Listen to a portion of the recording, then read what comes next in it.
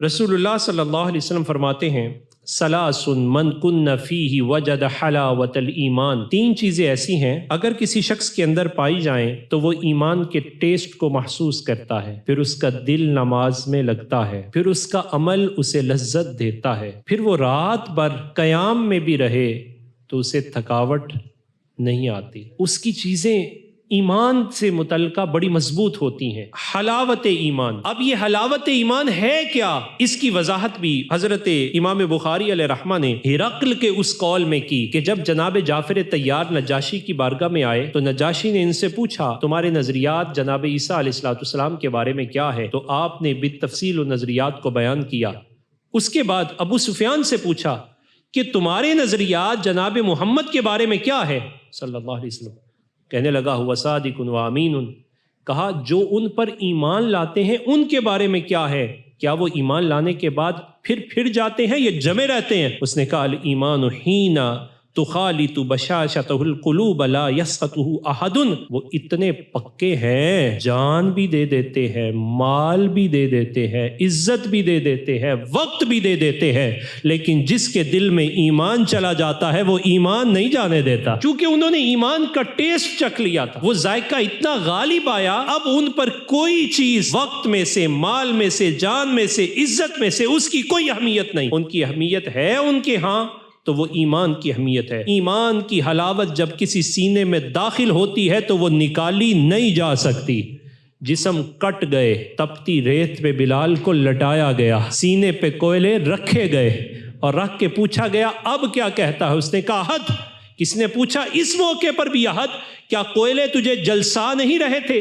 کیا زمین تیری پشت کو اس گرمائش کے ساتھ پریشان نہیں کر رہی تھی؟ اس نے کہا سب کچھ موجود تھا لیکن ایمان کی حلاوت اس پر غالب تھی، میں اسی وجہ سے نعرہ مستانہ لگا رہا تھا اللہ احد۔ علماء نے لکھا پتہ چلا کہ جب ایمان کی حلاوت غالب آ جاتی ہے تو پھر دنیا کے عذاب کی شدت بندے کو محسوس نہیں ہوتی، اور اسی ضمن میں بیان کیا کہ شہید جب مرتبہ شہادت پر پہنچنے لگتا ہے، جسم پر تلوار چل رہی ہے لیکن اسے اتنی بھی تکلیف نہیں ہوتی جتنی تمہیں چونٹی کے کاٹنے پر تکلیف ہوتی۔ پھر فرمایا جس کو یہ کیف و مرتبہ نصیب ہو جائے تو مرتے دم تک نہ دولت، نہ شہرت، نہ مال، نہ جان، کوئی بھی اس کا بدل اور نہ ہی کوئی اس کو ختم کر سکتا ہے۔ اور اس حلاوت ایمان کو پانے کا ذریعہ کیا ہے؟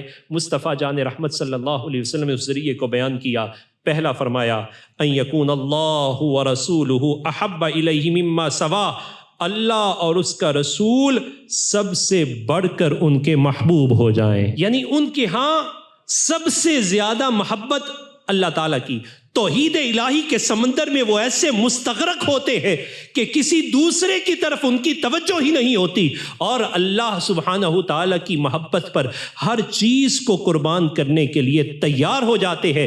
آئیے ذرا اسی تناظر میں اسوہ کامل، اسوہ خلیل کو دیکھتے ہیں کہ جب جناب خلیل علیہ السلام اپنے رب کی محبت کے سمندر میں مستغرق ہوئے تو پہلے کام یہ تھا کہ خود اللہ اللہ کی تسبیح کرتے تھے، اب کانوں کی لذت نے یہ چاہا سنو تو صحیح، اگر کوئی رب کا نام پکارے تو ایمان کو کتنی تقویت ملتی ہے، تو کسی شخص کو روکا اور روکنے کے بعد کہا ذرا اللہ کا نام تو لے، میں دیکھوں ایمان کو لذت کتنی ملتی ہے۔ اس نے جب نام خدا لیا تو اس لینے کے لیے شرط ٹھہرائی، میں لیتا ہوں لیکن دو گو کیا؟ کہا یہ میرے پاس یہ مال ہے، یہ بھیڑ بکریاں ہیں، یہ سارا ریوڑ ہے، آدھا تمہیں دے دوں گا۔ اس نے جب اس میں جلالت کو پکارا تو کیفیات ہی اور تھی، مست و بے خود ہو گئے۔ جب پھر ہوش آیا کہا ایک مرتبہ پھر کیا ایمان کو بڑی حلاوت ملی، جو باقی پونجی تھی وہ بھی دے دی۔ پھر کہا جو مال تھا وہ تو دے چکے، اب کیا دو گے؟ کہا انہیں چرانے کے لیے چرواہا بھی تو چاہیے نا۔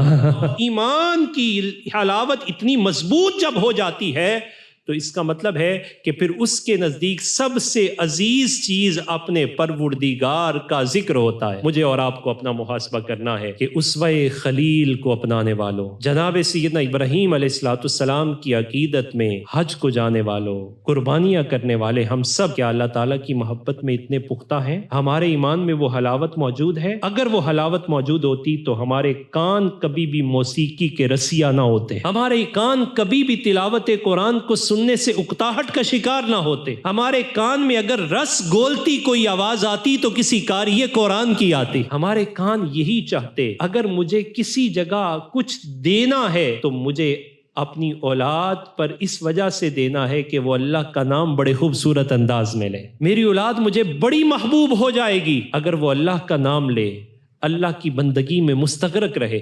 اور اگر ایسا نہیں ہے تو پھر یقین کیجئے ہمارا ایمان کمزور ہے، اور اس کمزوری میں ہم اس بات کے بھی مجرم ٹھہریں گے کہ ہم نے اپنی آنے والی نسل کو بھی اپنے سینے سے جو ایمان دینا ہے وہ ایمان کمزور دے رہے ہیں، ایمان مضبوط نہیں دے رہے.